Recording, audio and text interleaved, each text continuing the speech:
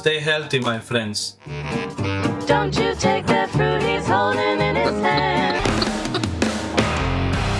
So DJI have released a firmware update for the DJI Osmo Pocket 3, and well, this time around, it's a game changer. So let's take a look.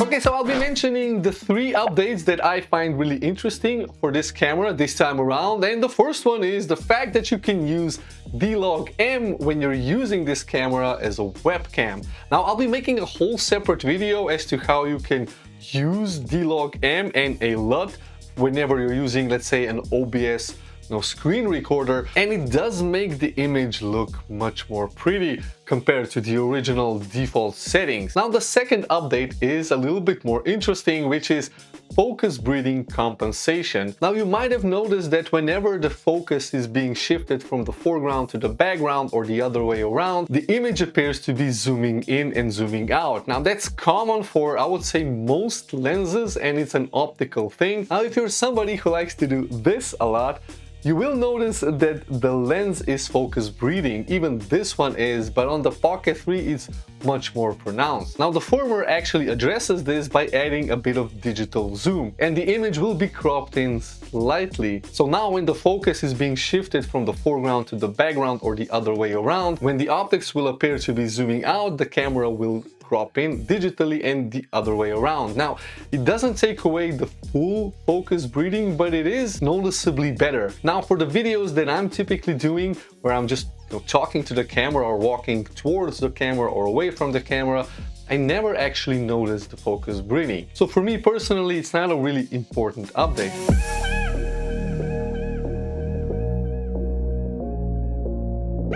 Okay, now for the third update, and this one is the most important. You see, in here is a 1-inch type sensor. Now, don't be fooled by the 1 inch. It's not 1 inch in size, it's just a 1-inch type sensor. And that comes from, well, quite a long time ago when sensors were put into tubes, and those tubes were, for instance, 1 inch in diameter. So that's where the naming comes. Actually, the sensor inside is about, I think it's about 13 times 10 millimeters, so it's a teeny tiny sensor still, but it is bigger than on pretty much every other action camera, and for this reason this sensor performs much better in low light. But I was suspicious about why this sensor is really good in low light. Like, here's an example from the last video. This was shot in pretty much pitch black environment and it really looks good. So just the sensor size isn't enough, and well, as it happens, this isn't a 4K sensor, it's actually an 8K sensor or somewhere in that ballpark, and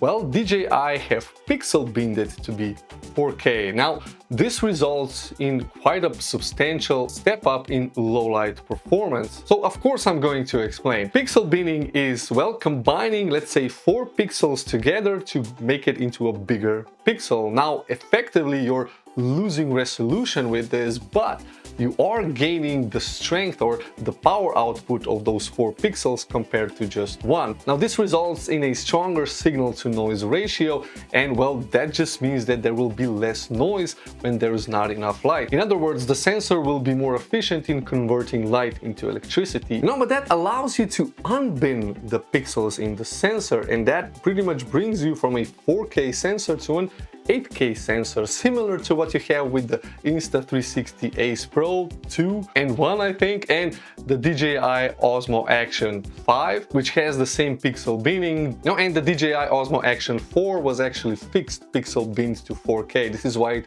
really performs well in low light. And that's very similar to this, but now if you unbin the pixels, you get an 8K resolution, which is a little bit more noisy, and this is why it only works up to 1600 ISO.